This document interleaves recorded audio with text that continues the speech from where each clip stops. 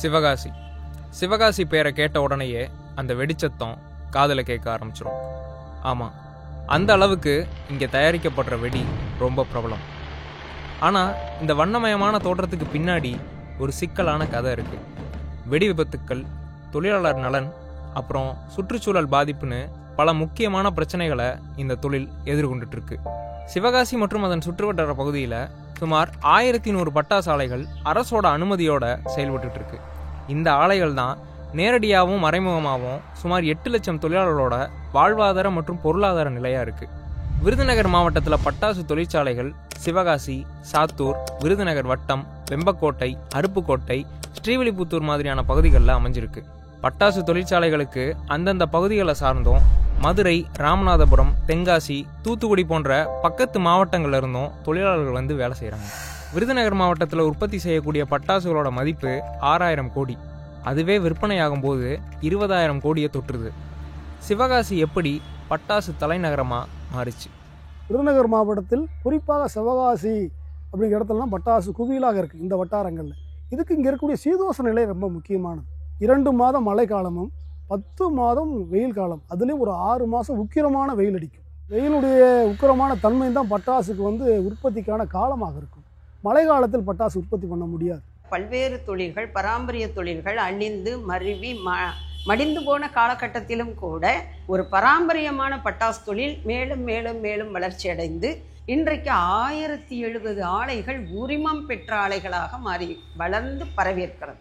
பரவியதின் நோக்கம் விவசாயம் என்பது இன்றைக்கு ஆளும் அரசுகளின் உலகமய கொள்கைகளின் அமலாக்கம், அதனுடைய பாதிப்பின் காரணமாக இன்றைக்கு பட்டாசு தொழில் வேகமாக வளருது. இன்னைக்கு இந்த விருதுநகர் மாவட்டத்தினுடைய ஒட்டுமொத்த தொழிலாளர்களின் மிக முக்கிய வாழ்வாதாரமாக அல்லது இந்த மாவட்டத்தினுடைய ஒட்டுமொத்த பொருளாதாரமாக இருப்பது பட்டாசு தொழில் தான். இந்த 1100 பட்டாசு ஆலைகளில் 740க்கும் மேற்பட்ட ஃபேன்சி வெடிகள் தயாரிக்கக்கூடிய பட்டாசு ஆலைகள் இருக்குது. அது போக பாரம்பரிய பட்டாசு வகைகள் உற்பத்தி செய்கிற ஆலைகள்லையும் தொழிலாளர்கள் வேலை செய்கிறாங்க. பட்டாசு தொழில் ஆபத்தான தொழிலா? ஆபத்தான தொழில். பட்டாசு தொழில் வருமானம் ஈட்டக்கூடிய தொழிலா? வருமானம் அதிகமாக உருவாக்கி கொடுக்கக்கூடிய தொழில். உழைப்பாளிகள் தனது உழைப்பை உண்மைத்தன்மையோடு முழுமையாக செலுத்தக்கூடிய தொழில். ஏன் குட்டி ஜப்பான் சுறுசுறுப்பாக இரவும் பகலும் இயங்கக்கூடிய நகரமாக சிவகாசி மாறியது? ஆமாம், பட்டாசு தொழிலாளர்கள் தான் சிவகாசியோட மூலதனம். ஒவ்வொரு காலையிலையும் சிவகாசியோட வறண்ட நிலப்பரப்புக்கு மேலே சூரியன் உதிக்கும் போது லட்சக்கணக்கான தொழிலாளர்கள் இந்த துடிப்பான நகரத்தோட விளிம்புகளில் உள்ள தொழிற்சாலைகளுக்கு பயணிக்க ஆரம்பிச்சிடுறாங்க. நாம் வெடிக்கிற ஒவ்வொரு வெடிகள்லையும் இந்த தொழிலாளர்களுடைய ரேகை பதிஞ்சிருக்கு.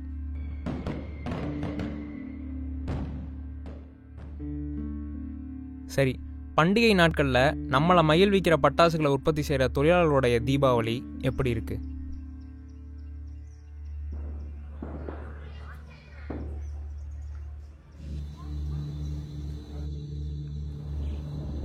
இன்னைக்கு தீபாவளி நாள். நாங்கள் போன இடம் செல்லநாயக்கம்பட்டி. இங்கே ஆயிரக்கணக்கான பட்டாசு உற்பத்தி தொழிலாளர்கள் இருக்காங்க. அவங்க எல்லாரும் தீபாவளி எப்படி கொண்டாடுறாங்கன்னு பார்க்க வந்தப்போ அதிர்ச்சி அளிக்கிற விதமாக ஊரே அமைதியாக இருந்தது. என்ன காரணமாக இருக்கும்னு ஒரு சிலர்கிட்ட விசாரிக்க ஆரம்பித்தோம். இல்லை, வெடி எதுவுமே போடாமல் இருக்காங்களே, என்னன்னு தெரியல. இந்த வட்டம் என்னன்னு தீபாவளி எப்படி போகுதுன்னு தெரியல மக்களுக்கு. ஆமாம், அவசரம் எவ்வளோ போனஸ் வாங்கினீங்க, சம்பளம் வாங்கினீங்க? தீபாவளி தான் பட்டாசு தொழிலாளி சந்தோஷமா கொண்டாடுறாங்களா? ஏன் போனஸ் வாங்கலாம்? எப்படி போனஸ் தருவாங்க? தீபாவளிக்கு இதுதான் தீபாவளி தண்ணி கூட தூக்கி திரிகிறோம்ல, தான் தீபாவளி. இப்போ இன்னைக்கு தீபாவளி, ஊரே தீபாவளி கொண்டாடாமல் இருக்கீங்களே, என்ன காரணம்? அதாவது ஊரே தீபாவளி கொண்டாடினா போனஸ் சரியான போனஸ் கிடையாது. போனஸ் இல்லாமல் அங்கே பூரா கணக்கப்பு வாங்கி தான் சாப்பாட்டு கொலை கூட. இன்றைக்கெல்லாம் என்னுடைய சூழ்நிலைக்கு ஒரு 1/2 கிலோ கறி எடுத்து சமைக்கக்கூடிய சூழ்நிலை கூட இல்லை. எங்களுக்கு இப்போ 10 வருஷமாக போனஸ் கிடையாது. இப்போ எக்ஸ்ட்ரா தான் வேலை செஞ்சுக்கிட்டு இருக்கோம். எங்களுக்கு போனஸ் தான் வேணும்னு நாங்கள் எதிர்பார்க்குறோம். வாரம் எங்களுக்கு வேலை செஞ்சதை கொடுத்துட்றாங்க, அது எங்களுக்கு கட்ட மாட்டேங்குது. நீங்கள் என்ன வேலை பார்க்குறீங்க? நான் இந்த டீப்புக்கு மண் வைப்பேன். இப்போ குழாய் இந்த தூரில் மண் இருக்கு இல்லையா, குழாய்க்கு மண் வைக்கிற வேலை. வீட்டுக்காரமாக சைட்டு இந்த பூத்தொட்டிக்கு லேபிள் விட்டுவாங்க. நாங்கள் 2 பேர் பட்டாசு கம்பெனியில் தான் வேலை பார்க்குறோம். இப்போ உங்களுக்கு சம்பளம்? எங்களுக்கு செஞ்சம் கொடுத்து நாங்கள் 400 ரூபாய்க்கு வேலை செய்வோம் ஒரு நாளைக்கு. சம்பளம் கூட்டி கொடுத்தாங்களா? சம்பளம் என்னைக்கும் போலதேன், கூட்டிலாம் கொடுக்கல. அந்த எவ்வளோ சம்பளம் வாங்குறீங்க? வாரம் 1000 ரூபா 1500 ஆகுங்க. 1500 4 வாரத்துக்கு 6000 ரூபா தானே வருது. டெய்லி 200 விழுது. 300 ரூபாய்க்கு 350 ரூபாய் செய்யும். விபத்துகள் 1000 விபத்து எத்தனையோ நடக்குது. எத்தனையோ உயிர் பணையை வச்சு தான் அந்த பட்டாசு தொழிலை பார்க்க வேண்டியது. வேறு தொழில் இங்கே இந்த ஏரியாவில் கிடையாது. பட்டாசு தொழிலை விட்டாலும் வேறு வழி கிடையாது. போனஸ் தரலைன்னா இஷ்டம்னா வேலை செய்யுங்க, கஷ்டமா நீங்க அட்வான்ஸ் கொடுத்து போய்க்கோங்கன்னு சொல்றாரு முதலாளி. எங்களை வச்சு ஓனர்மார்கள் நல்லா இருக்காங்க. எங்களை வச்சு தான் அவங்களுக்கு பிறப்பு. எங்களை நினச்சி கூட பார்க்க மாட்டாங்க. பிள்ளைங்களை படிக்க வைக்கணும், ஸ்கூலுக்கு காணுமா, அப்போ நாங்கள் கடை வாங்கி தான் இந்த இப்போ தீபாவளிக்கு நாங்கள் கடன் தான் வாங்கியிருக்கோம். குழு வாங்கிட்டு இன்னொரு கடை வாங்கி அதைத்தான் கட்டுற மாதிரி இருக்கும். சம்பளம் பற்றாக்குறையினால குழு வாங்கி இன்னொரு இடத்துல வாங்கி தான் கட்ட வேண்டியது. கடன்லையே தான் லைஃப் போய்கிட்டு இருக்கு. சரி, இப்போ தீபாவளி கடன் வாங்குறீங்க, அது பொங்கலுக்குள்ளே கட்டி முடிச்சிருவீங்களா? பொங்கலுக்குள்ளன்னா கொஞ்சம் கட்டியிருப்போம், கொஞ்சம் கட்டாமல் இருக்கும். இப்போ அடுத்து பொங்கலுக்கு கடன் வாங்குவீங்க, அடுத்த தீபாவளிக்குள்ளே கட்டி முடிச்சிருவீங்களா? அப்படித்தான் முடிச்சு கொஞ்சம் கொஞ்சமாக வாங்க வேண்டியது. இப்போ நீங்கள் வருஷம் பூரா தினமும் வேலை பார்க்குறீங்க, வேலை பார்க்குறதுலேருந்து உங்களுக்கு சேமிப்புன்னு எதுவும் இருக்காதா? அதெல்லாம் எதுவுமே இல்லை. ப்ராவிடமெண்ட் கிடையாது, இஎஸ்ஐ கிடையாது. இத்தனை கொடுக்கணுங்கிற சட்ட விதி இருக்குது. சட்ட விதி இருந்தாலும் எந்த பட்டாசு கம்பெனிலையும் இது ப்ராவிடமெண்ட் இஎஸ்ஐ பிடிக்கிறதுக்கான வழி இல்லை. இத்தனை பேர் வேலைக்கு வர்றாங்க, உள்ளே வர்றாங்கன்னா அட்டன்ஸே கிடையாது. அட்டன்ஸ் போடணும், எத்தனை பேர் வந்தாங்கங்கிறது அட்டன்ஸ் போடணும். விபத்து நடந்துச்சுன்னா அட்டன்ஸ் யார் செத்தாங்கன்னு கூட தெரியாது. வருடம் முழுவதும் லாபத்தை உபரி உழைப்பில் சம்பாதித்து கொடுக்கக்கூடியவர்கள் தொழிலாளர்கள். இன்னைக்கு உயர்ந்து வந்திருக்கக்கூடிய விலைவாசி, உயர்ந்து வளர்ந்து கொண்டு இருக்கக்கூடிய பொருளாதார நெருக்கடி, இவைகளின் புள்ளி விவர அடிப்படையில், அந்த குறியீட்டின் அடிப்படையில் இவர்களுக்கு போனஸ் வழங்கப்படுகிறதா அப்படின்னு பார்த்தா இல்லை. ஒரு 30 ஆண்டுகளாக 30 வருஷத்துக்கு மேலாக இந்த 20% போனஸுக்கு கூடுதலாக கொடுக்குற வாய்ப்பு இல்லை. இன்றைக்கும் பெரும்பாலான பட்டாசு தொழிலாளர்கள் பட்டாசு தொழிலாளி என்கிற அந்த வரைமுறைக்குள் வராத நிலைமையில் அத்தக்கொத்து வேலை செய்யக்கூடியவர்களாக இருக்கிறார்கள். காரணம், அவங்க நிரந்தரமான தொழிலாளியாக எந்த ஒரு தொழிற்சாலையிலும் வேலை செய்யவில்லை. கூலி உயர்வு அரசாங்கம் நிர்ணயித்ததற்கும் இவர்கள் வாங்குவதற்கும் மிகப்பெரிய வித்தியாசம் இருக்கிறது. சில பட்டாசு ஆலைகளில் வெடி கொடுக்குறாங்க, கொஞ்சம் ஒரு பார்சலாக போட்டு கொடுப்பாங்க. பெருவாரியான பட்டாசு ஆலைகளில் வெடி கொடுப்பதில்லை. அப்போ உற்பத்தி பண்ணக்கூடிய தொழிலாளிகள் கூட தீபாவளிக்கு வெடிப்படக்கூடிய நிலைமை என்பது தான் இருக்குது. வாரம் பூரா உழைச்சி வெடிகளை உற்பத்தி செஞ்சு கொடுக்குற தொழிலாளர்களுக்கு அவங்களுடைய உழைப்புக்கேற்ற நியாயமான கூலியும் போனஸும் கிடைக்கல. தீபாவளி அப்புறம் மற்ற பண்டிகைகளுக்கெல்லாம் நம்ம தெருக்களை அதிர வைக்கிற வெடியை உற்பத்தி செய்கிற உழைக்கும் மக்களுடைய தீபாவளி எண்ணமோ ரொம்ப அமைதியாக இருக்குது. மீனம்பட்டி சிவகாசி சாத்தூர் நெடுஞ்சாலையிலிருந்து 500 மீட்டர்லேயே அமைஞ்சிருக்கிற ஒரு சின்ன கிராமம்.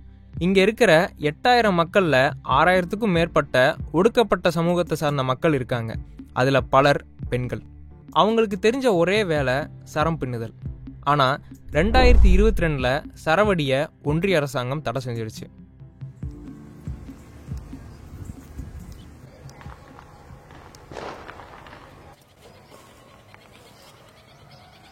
எங்கள் ஊர் மீனம்பட்டி.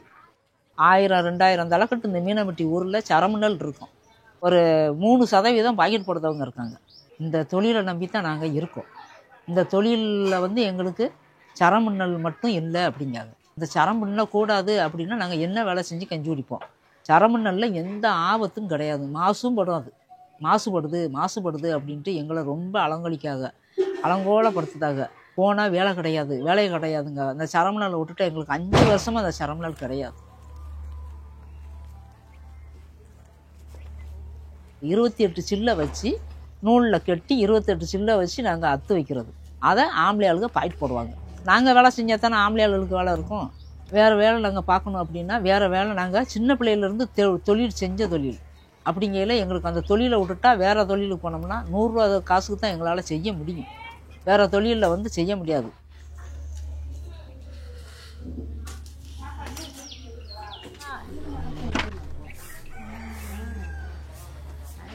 இந்த ஊர் முழுக்க பட்டாசு தொழிலை நம்பி தான் இருக்கு. விருதுநகர் மாவட்டம் எல்லாமே பட்டாசு தான். அது சரமுன்னல் தான் மெயின். இப்போ 6 மாசம் தான் வேலை கிடைக்குதுங்கிறீங்க. மீதி 6 மாசத்துக்கு என்ன பண்றீங்க?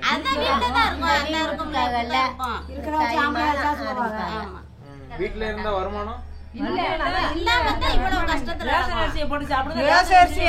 ஊரை வாங்கி கூட காசு இல்லாம பிள்ளைங்க எல்லாமே தாயெல்லாம் வருது வாடி கிடக்கும்.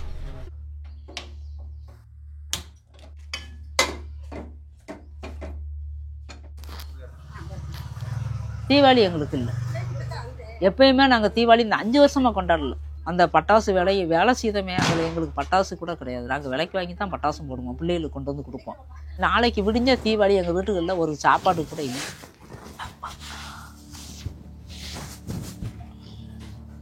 இந்த ஊர் முளைச்சி 220 ஆண்டு இருக்கும். இந்த ஊர் இப்படியே தான் இருக்குது. எங்கள் ஊர் எங்கே இருக்குன்னு கவர்மெண்ட்டுக்கு கூட அதிகாரத்தில் அங்கே தெரியுதா நம்ம மேப்பில் வேண்டாம் இருக்கோ என்னமோ தெரியல. ஊர் அழிஞ்சு போச்சுன்னு சொன்னாலும் ஓட்டு இங்கேருந்து இத்தனை ஓட்டு வருது அப்படிங்கன்னு தெரியுது இல்லை. அந்த ஓட்டுக்காக அந்த ஆளுகளுக்கு இவ்வளோ சலுகை இல்லைன்னு கேட்காகல, நம்ம அங்கே போய் அதை கொடுப்போம் அப்படிங்கிறது என்ன அவங்களுக்கு வல்ல இல்லை.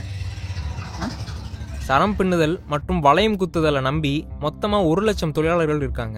அதில் 80,000 பேர் பெண் தொழிலாளர்கள். சுற்றுச்சூழலை காரணம் காட்டி ஒரு தனிநபர் போட்ட வழக்கில் சரவடியை தடை செஞ்ச ஒன்றிய அரசாங்கமோ உச்ச நீதிமன்றமோ இந்த 1 லட்சம் தொழிலாளர்களுக்கு மாற்று வேலையை ஏற்படுத்தவே இல்லை. நாங்கள் பயராசு இல்லைன்னா சாகத்தான் செய்யணும், வேறு வழி இல்லை. இப்போ இந்த வருஷத்துக்குள்ளே பயராசு வேலை கடந்தொல்லையில் 7 பேர் தூக்குப்படி செத்துருக்காங்க. மீனம்பட்டி பேப்பரை எடுத்து பார்க்க சொல்லுங்கள். மீனம்பட்டியில் கடந்தொல்லை நைட்டில் கடங்காருக்கு போய் கேட்காத கேள்வி கேட்டு 2 கொலை தாய் மகளும் தூக்குப்படி செத்துட்டாங்க. இந்த மாதிரியான நிலைமை வேற எங்கெங்கே இருக்குங்கிறதையும் தெரிஞ்சுக்க நினச்சோம். அதனால் தொழிலாளர்கள் அதிகமாக இருக்கிற கிராமங்களுக்கு பயணிக்க ஆரம்பித்தோம். என் பேர் அன்னபாக்கியம், ஃபயர் ஒர்க்ஸில் வேலை செய்கிறேன். சாட்டை சுற்றுவேன். நான் மாரியம்மா பேர். 15 வருஷமாக வேலை பார்க்குறேன். என்னுடைய பெயர் வந்து செல்வி. ஃபயர் ஒர்க்ஸில் வேலை பார்க்குறேன். 2006 வேலை செய்கிறேன். சம்பளம் வந்து 30 ரூபா கொடுத்தாங்க ஸ்டார்டிங்கில். இப்போ வந்து 280 கொடுக்குறாங்க. கம்பெனி சம்பளம்னா 350 ரூபா கொடுப்பாங்க. கான்ட்ராக்டுக்கு செஞ்சோம்னா ஒரு 400 ரூபா வரைக்கும் செய்யலாம். வார சம்பளம் தானே, மாத சம்பளம்லாம் இல்லை. மாதத்துக்கு கணக்கு பண்ணி சொல்லுங்க. அப்படி சொல்ல தெரியாதுல்ல. 1500 2000 ரூபா கொடுப்பாங்க வாரம். ஆமாம், ஒரு நாள் கிடையாது, வாரம். 350னா 2000 கிட்ட வரும் வாரம். ஆமாம். அப்போ மாதத்துக்கு மாதம் 8000 வரும். 8000 ரூபா உங்களுக்கு போதுமானதாக இருக்கா? இல்லை, காணாது, கட்டுப்பாடாகுது. பத்தாததான், அதுக்கு என்ன செய்ய முடியும்? நீங்கள் பத்தாத ஒரு வேலையை பண்ணிட்டு இருக்கீங்க அப்படின்னு என்னைக்கா யோசிக்கிறீங்களா? யோசிக்கல, வேறு வேலை தெரியாது இல்லையா, நம்மளுக்கு படிப்பறிவு கம்மி தானே. அதனால் என்ன வேலை செய்ய முடியும் போய்? அதுலேயும் லீவு இல்லாமல் வேலைக்கு போனாதான். அதில் லீவு போட்டுட்டோம்னா அந்த 8000ம் கிடைக்காது, அதை விட கம்மியாக தான் கிடைக்கும். இன்னும் லோனுகளை வேறு வாங்கியிருக்கோம்ல, லோனுக்கு வேறு வாங்கியிருக்கோம், வார லோன் வாங்கியிருக்கோம். கெட்டுறது கொஞ்சம் கட்டுப்படி ஆகாத சம்பளம் தான். அரசாங்கம் தரப்புலேருந்து உங்களுக்கு குறைஞ்சபட்ச கூலியாக எவ்வளோ கொடுக்கணும்னு சொல்லியிருக்காங்கன்னு தெரியுமா? தெரியாது, அதெல்லாம் தெரியாது. தனக்கு நிர்ணயிக்கப்பட்ட குறைந்தபட்ச ஊதியம் எவ்வளவுன்னு கூட தெரியாமல் ஒரு நாளைக்கு 250 ரூபாலேருந்து 300 ரூபா வர கூலி வாங்குற தொழிலாளர்கள் தான் நாங்கள் பார்த்தது. அதுலேயும் எல்லா கிராமத்துலையும் இருக்கக்கூடிய பட்டாசு தொழிலாளர்கிட்டையும் ஒரு ஒற்றுமையை எங்களால் பார்க்க முடிஞ்சுது. கடன் வாங்குகிற பழக்கம்லாம் இருக்கா உங்களுக்கு? இருக்கு, வாங்கி தான் ஆகணும். ஆமாம், ஒரு நல்ல காரியம் நடக்கணும்னா இந்த 8000 சம்பளத்தில் எப்படி நல்ல காரியம் நடத்த முடியும்? ஏதாவது ஒரு செலவு வருதில்ல, அவசர செலவு வரும் செய்யுதில்ல. எங்கிட்டு வாங்கி அங்கிட்டு போய் கட்டுப்படி ஆகாமல் அங்கே கடன் வாங்கி தான் கட்ட வேண்டியது இருக்குது. என்ன செய்ய? கிழக்கிருந்து மேற்கு வரைக்கும் ஒரு வீட்டுக்கு குறைஞ்சபட்சம் 5 லட்சம் ரூபா. ஒரு 3 லட்சத்துலேருந்து 10 லட்சம் வரைக்கும் அது கடன் இருக்குது. நம்ம கூலி தொழிலாளி அப்படி இருக்குது.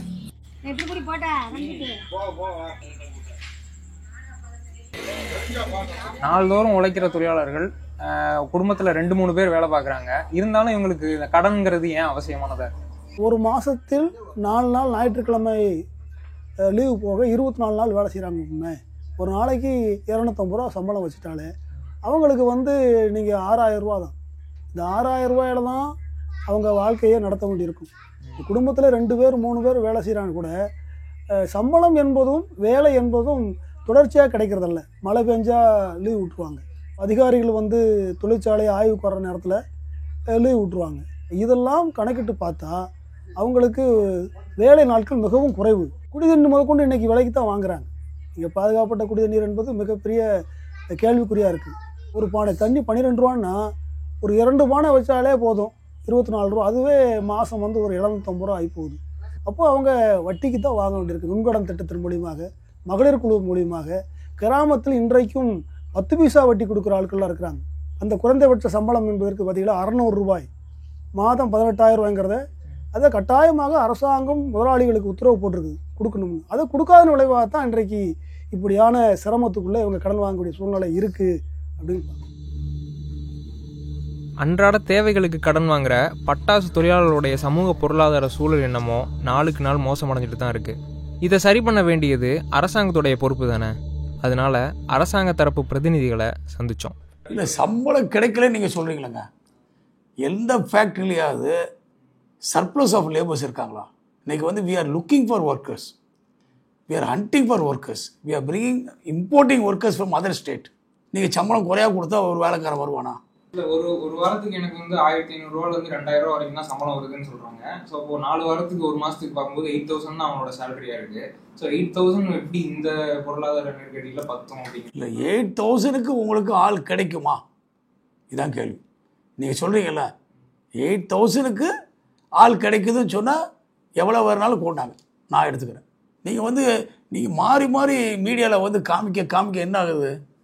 The public, the people who are using it, they think something bad about crackers.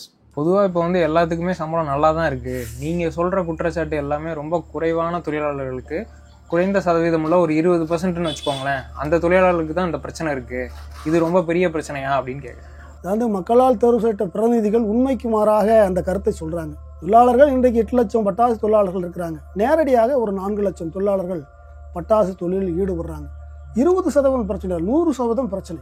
அநேகமாக 100 வருடம் இந்த பட்டாசு தொழில் ஆரம்பிச்சு நீங்கள் அங்கே வாழ்வாதாரத்தை பார்த்தீங்கன்னா இன்றைக்கும் அதே வீட்டில் குடியிருக்கிறாங்க. சரிபாதிக்கு மேலே தொழிலாளர்கள் வாடகை வீட்டில் குடியிருக்கிறாங்க. சொந்த வீடு என்பது தொழிலாளர்களுக்கு இல்லை. நீங்கள் இருக்கிற வங்கிகளில் ஊரா பட்டாசு தொழிலாளர்களோட சேமிப்பு கணக்கு பார்த்தீங்கன்னா 0 பேலன்ஸில் தான் இருக்கும். ஒரு பக்கம் பட்டாசு தொழிலாளருடைய பொருளாதாரம் நலிஞ்சிட்டு வரும்போது, இன்னொரு பக்கம் அவங்களுடைய உயிர் பாதுகாப்பும் கேள்விக்குரிய விஷயமா இருக்குது.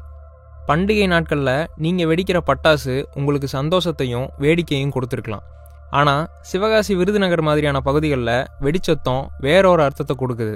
இங்கே வேடிக்கை இல்லை, விபத்து.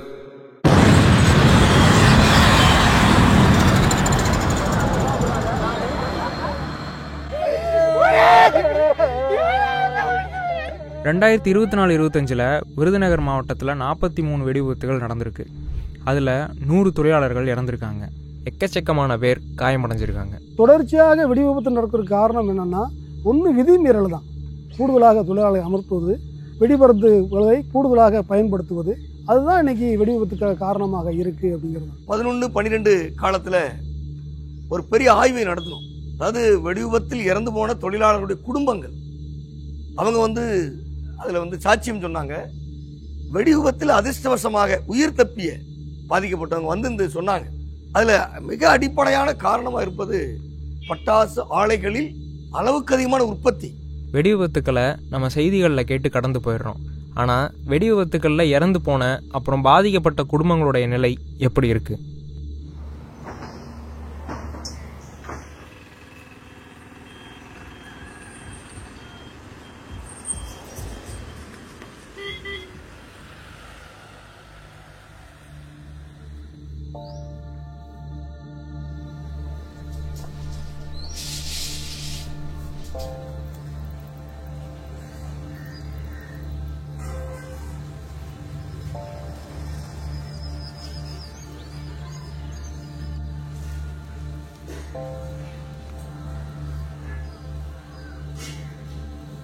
என் பேர் ராமர். இதுமாதிரி வேலைக்கு பட்டாசு கம்பெனி வேலைக்கு போவேன்.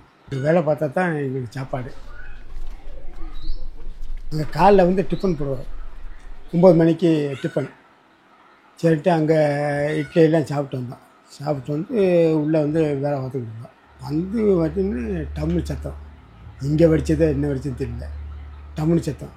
போகிற மெழுகெல்லாம் தீப்பிடிச்சு அப்படியே ஜிஎஸ்டி கூட்டு போயிட்டாங்க. நான் கம்பெனியில் வேலை பார்த்துக்கிட்டு இருந்தேன். ஒரு 11 மணி டீ டைம் டம்முன்னு சத்தங்க அடிச்சு, ரொம்ப அவரமாக டம்முன்னு சத்தங்க அடிச்சு. அப்போ அந்த சைடு புகை வர்றதை பார்த்தா எல்லா பக்கமே கம்பெனிக்கு இருக்குது. அந்த சைடில் இருக்கிறது எங்கள் வீட்டுக்கார கம்பெனி எனக்கு நல்லா தெரியும். ஃபோன் போட்டு விசாரித்தோம். ஓகோயில்பட்டியிலேருந்து ஃபேன்சி ஐட்டம் தான் வெடிச்சிருக்காங்க. வேலை பார்த்தவங்க தான் எல்லாம் கன்ஃபார்மாக சொல்லிட்டாங்க. புகை மண்டலமாக இருக்குது, எனக்கு அடையாளம் தெரியல. ஒரு ஆள் சொல்கிறாங்க தூக்கிட்டு போயிட்டாங்க, சிஹெச்சி கொண்டு போயிருக்காங்கன்னு சொல்கிறாங்க. ஒரு ஆள் சொல்கிறாங்க ராமர் இன்னும் வரலவே உள்ளதாக இருக்கார் அப்படின்னாங்க. சின்ன நடந்தது இந்த கேட்டாங்க. சார் தம்பி சத்தம் கடிச்சு அவ்வளோதான், வேறு என்ன நடந்தது எனக்கு தெரியல சார் அப்படின்னு. 7 நாள் உங்கள் மாப்பிள்ளைக்கு டாயும் அப்படின்னு சொல்லி என்னை கூப்பிட்டு சொன்னாங்க. சொல்லவும் நான் ரொம்ப வேதனைப்பட்டேன், வருத்தப்பட்டேன். ஏன் நம்ம புருஷன் நம்மளை விட்டு போயிருச்சு, 3 பிள்ளைகளை வச்சுக்கிட்டு நம்ம எப்படி கஷ்டப்படுறோம் அப்படின்னு. அதுக்கப்புறம் என்னமோ கடவுள் சைடில் கொஞ்சம் கொஞ்சம் அவர் நின்றதான் தெரிஞ்சு வந்தார். இந்த கையை 2 விரி விட்டுருச்சு. கை இப்படி மடக்க முடியாது. இந்த காலை இந்த காலை இது ஆபரேஷன். இந்த கை பார்த்தீங்கன்னா எவ்வளோ வேண்டியாச்சு. அங்கே சொல்லிட்டாங்க எந்த வெயிலும் தாங்க முடியாது, மழையும் தாங்க முடியாது. அப்புறம் அவர் இந்த கெமிக்கல் வேலை பழையபடி பார்க்க முடியாது, அவர் நான் பொறுமையாக இருப்பார் அப்படின்னு சொல்லி அவங்களே சொல்லிட்டாங்க. கனத்த பொருள் தூக்க முடியாது. இந்த கை சும்மா தான் சரின்ட்டு தீட்டாசில் வேலை பார்த்துருக்கேன். ஒரு 10-300 ரூபாய்க்கு கொடுத்து சம்பளம் கொடுக்கும். அது வேலை பார்த்து செஞ்சு சாப்பிட்டுருக்கேன் சார். 2011 வெடிவிபத்து நடந்துச்சு. அதுக்கப்புறம் திரும்ப எத்தனை நாள் கழிச்சு வேலைக்கு போனீங்க? நான் 3 வருஷம் ஆச்சு. பிள்ளைய அப்புறம் சாப்பாட்டுக்கு வழி இல்லை சார். அவள் எத்தனை தடவை கடை வாங்கி எழுதினேன். விருப்பப்பட்டு தான் நான் தீபாசுக்கும் மடிக்க கேட்டேன். சரி வாங்க அப்படின்னு வேலையை கூப்பிட்டாரு. 200 கொடுத்தா இப்போ 300 ரூபா கொடுத்தா சம்பளம் கொடுப்பாரு. பார்த்துக்கிட்டு நான் வீட்டில் இருந்துச்சேன். கஷ்டம்தான் சார், அதெல்லாம் சொன்னோம்னா என்னால் அதை தீர்ணிக்க முடியாது.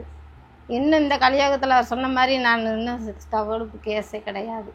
எத்தனை நாள் இந்த விரவை கொண்டு வந்து போட்டுருவார். 10 மாதத்துக்கு 3000னா 12 மாதத்துக்கு 3600 நம்ம பிள்ளைக்கு ஃபீஸ் கட்டிக்கிறலாமே. பிள்ளைகளை படிக்க வைக்கணும், நம்ம தான் அப்படி ஆகிட்டோம். பிள்ளை இல்லாத நல்லதே போகணும் அப்படின்ட்டு தான் சார் நாங்கள் இருக்கோம். இப்போ வாங்குற சம்பளம் பத்த மாட்டேங்குதுன்னு தோணுது. அப்போ நீங்கள் 12 பேர் 15 பேர் வேலை பார்த்தேன்னு சொன்னீங்க. நீங்கள் ஓனர் கிட்ட எங்களுக்கு சம்பளம் கூட்டி கொடுங்கன்னு கேட்க முடியாது. அது எப்படி சார்? இப்போ உங்களுக்கு கான்ட்ராக்ட் விட்டு எப்படி பேச முடியும்? நீங்கள் கூட கட்டினா நீங்கள் வீட்டுக்கு வெளியே போக அப்படின்ட்டு கஷ்டம்தான். துவக்கத்தில் வெடி விபத்து நடந்தால் எந்த ஒரு நிவாரண உதவியும் அரசாங்கமும் கொடுக்கலை, கம்பெனியும் கொடுக்கலை. மார்க்சிஸ்ட் கம்யூனிஸ்ட் கட்சி அந்த இறந்து போன உடல்களை பெறமாட்டோம் என்று சொல்லி பல போராட்டங்களை நடத்தி இன்னைக்கு விபத்து நடந்தால் குறைந்தபட்சம் அந்த நிறுவனத்தில் இருந்து 5.5 லட்சம் கொடுப்பது உறுதி செய்யப்பட்டிருக்கு. சாதாரணமான மருத்துவ முறையே சிவகாசியிலையும் விருதுநகர்லையும் சாத்தூர்லையும் இருந்தது. தீக்காய சிகிச்சை பிரிவை கொண்டு வர வேண்டும் என்று நம்ம நடத்தின போராட்டம் காரணமாக சிவகாசியில் அதற்கென்று சிறப்பு பிரிவு கொண்டு வரப்பட்டது. அதன் மூலம் ஓரளவுக்கு தீக்காயத்தால் பாதிக்கப்பட்ட தொழிலாளர்கள் அந்த சிகிச்சை மூலம் பலர் உயிர் பிழைத்திருக்கிறார்கள். ஒவ்வொரு தொழிலாளிக்கான அடிப்படை வசதிகளையும் மருத்துவ உதவிகளையும் கூட இங்கே போராடி பெற வேண்டிய சூழ்நிலை தான் இருக்கு. இன்னும் ஏன் தொழிலாளிக்கான ஒரு பாதுகாப்பான சூழல் அமையாம இருக்கு? ஒரு பாதுகாப்பான விதிகளுக்குள் உட்படுத்தப்பட்ட ஆலைகளுக்குள் வெடி விபத்து என்பது ரொம்ப ரொம்ப ரொம்ப ரொம்ப ரேர். எங்க வெடிக்குது?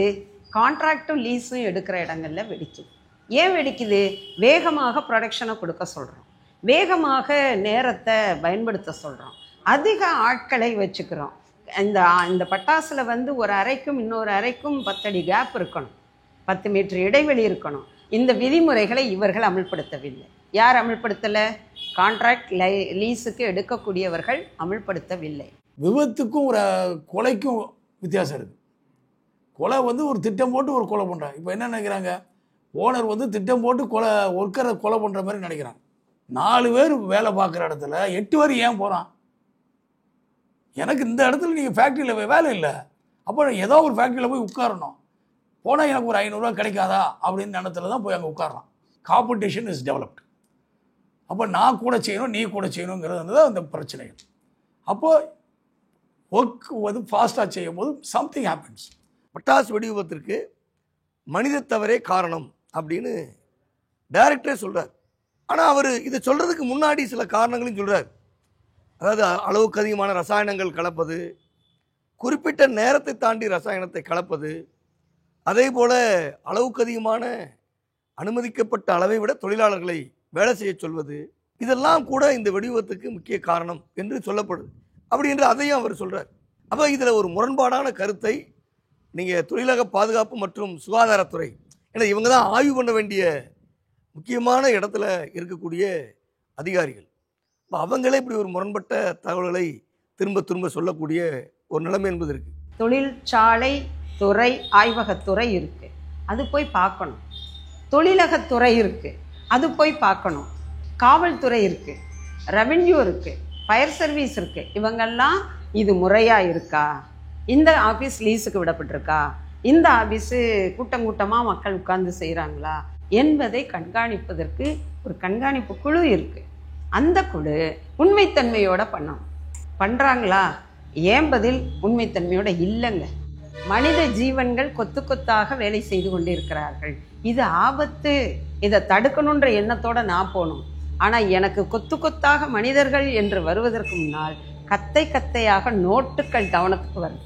நீங்க அதிகாரிகள்லாம் வந்து காசு வாங்குறாங்க அப்படின்னு ஒரு பாயிண்ட்ல சொல்றீங்கல்ல, ஆமாம். அப்போ அவங்க காசு வாங்குறாங்கிறதுக்கு என்ன ஆதாரம்? ஆதாரம் நம்மகிட்ட வச்சுக்கிட்டா வீடியோ எடுத்துக்கிட்டா கூட நம்ம பக்கத்தில் இருந்து வீடியோ எடுக்க முடியுமா? அவங்க இப்போ பேச்சு வர சொல்லி ஆஃபீஸில் போய் அவங்க கைவிட்டு போட்டுட்டு இதுதான் நடக்குது, நம்ம போய் இது பண்ண முடியாது. அப்போ நம்ம வெளியில போய் சொல்ல முடியாதுல்ல, இவர் இதுதான் வாங்கினாரு, இவர்கிட்ட வாங்கினாரு. அப்போ விபத்து நடக்க காரணம் என்ன சார்? ஆலை நிர்வாகமும் அதுக்கப்புறம் அதிகாரிகளும், அந்த ரெகுலேஷன் அத்தாரிட்டிஸ், இவங்க ரெண்டு பேரும் இவங்களுக்குள்ள நடக்கிற ஊழல் வந்து இதுல முக்கியமான பார்ட்டா இருக்கு அப்படின்னு ஒரு ஊழல் அப்படிங்கிறது வந்து எந்த ஃபீல்டில் இல்லைங்கிறது நீங்கள் சொல்லுங்கள், அது பிறகு we can talk about anything. அதாவது ஊழல் அப்படின்னு சொன்னால் நம்ம எந்த இடத்துல தான் இல்லைங்கிறத சொல்லுங்கள், நம்ம அது பிறகு பற்றி பேசலாம். இந்த இடத்துல இருக்குது, அந்த இடத்துல இருக்குதுன்னு நம்ம சொல்லி ஒன்றும் இல்லையா? 100% எவ்ரிவேர் இட் இஸ் தேர். அதிகாரிகள் வந்து லஞ்சம் வாங்கிட்டு கண்டுக்காமல் இருக்காங்கிறத ஒத்துக்கிட்டீங்க? லஞ்சம் வாங்கிட்டு வேலை செய்யாமல் இருக்காங்கன்னா அப்போ ஆக்சிடென்ட் அதனால தான் நடக்குது, நீங்கள் ஒத்துக்கிறீங்களா? இந்த ஆண்டு பிப்ரவரி மாதம் அசோக் பார்க்கில் ரொம்பக்கோட்டை தொழிற்சாலை பட்டாசு விபத்து நடக்குது. 10 பேர் இறந்துருக்குறாங்க. அந்த தொழிற்சாலையில் ஒரு 4 தினங்களுக்கு முன்னாடி தான் ஆய்வுக்கு போயிருக்காங்க குழு. 4 நாளைக்கு முன்னாடி மிகப்பெரிய வெடிவிபத்து நடக்குது. அப்படின்னா நீங்கள் ஆய்வு எந்த அடிப்படையில் நீங்கள் நடத்துனீங்க? அதிகாரிகள் கையூட்டு பெறாங்க, லஞ்சம் பெறாங்க. அதனால தான் நீங்கள் விதிமுறைகளை தடுக்க முடியல அப்படிங்கிறத நம்ம குற்றச்சாட்டை சொல்கிறோம். 2013 ஒரு பெரிய விபத்து, ஓம் சக்தி பட்டாசு வெடி விபத்து. கல்குவாரி லைசன்ஸில் பட்டாசு ஆஃபீஸ் இயங்குச்சு. எதில்?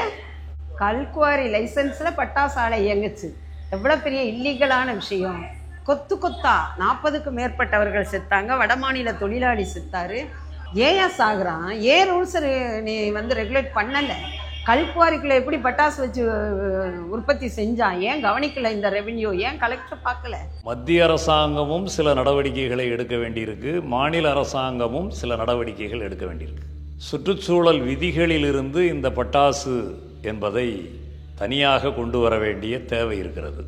2, ஜிஎஸ்டி வரி விதிப்பு என்பது இந்த பட்டாசு தொழிலுக்கு ஒரு நெருக்கடியாக இருக்கிறது. எனவே இந்த 2 விஷயங்களை மத்திய அரசாங்கம் சரி செய்வதன் மூலம் பட்டாசு தொழிலை பாதுகாக்க முடியும், வளர்த்தெடுக்க முடியும். லஞ்ச லாவண்யமற்ற, ஊழலற்ற, நேர்மையான, விதிமுறைக்கு உள்ளாக்கப்பட்ட தொழிலாக நடக்குமே ஆனால் நிச்சயமாக விபத்தில்லாத பட்டாசு, விபத்தில்லாத சிவகாசியாக இன்னும் பெருமையோடு முன்னிறுத்த முடியும். நாங்கள் பார்த்த வர சிவகாசி பட்டாசு தொழிலாளருடைய நிலைமை ஒரு சிக்கலான நிலையை எட்டியிருக்கு. இதில் ஒரு மறுசீரமைப்பு கண்டிப்பாக தேவை. ஏன்னா இது 8 லட்சம் தொழிலாளருடைய வாழ்க்கை பிரச்சனை. தினமும் வெடி மருந்துகளை தொடுற கைகளுக்கு சரியான கூலி கிடைக்கல. உயிரை பணைய வச்சு செய்யக்கூடிய தொழிலாளர்களுக்கு உயிர் பாதுகாப்பு இல்லை. தொழிலாளருடைய உயிர்களையும் பொருளாதாரத்தையும் பாதுகாக்க வேண்டிய விதிமுறைகள்லாம் இருந்தாலும் அது வெறும் காகிதங்களில் மட்டும்தான் இருக்குது. வான வேடிக்கைகளுக்கு பின்னால் இருக்கிற இந்த கருப்பு உண்மைகள்லாம் சரியாக விசாரிக்கப்படணும். தொழிலாளருடைய பாதுகாப்பும் வாழ்வாதாரமும் உறுதி செய்யப்படணும். சிவகாசி பட்டாசு தொழிலுடைய வளர்ச்சியையும் தொழிலாளர் நலனையும் ஒரே நேரத்தில் பாதுகாக்க வேண்டிய பொறுப்பு அரசாங்கத்துடையது.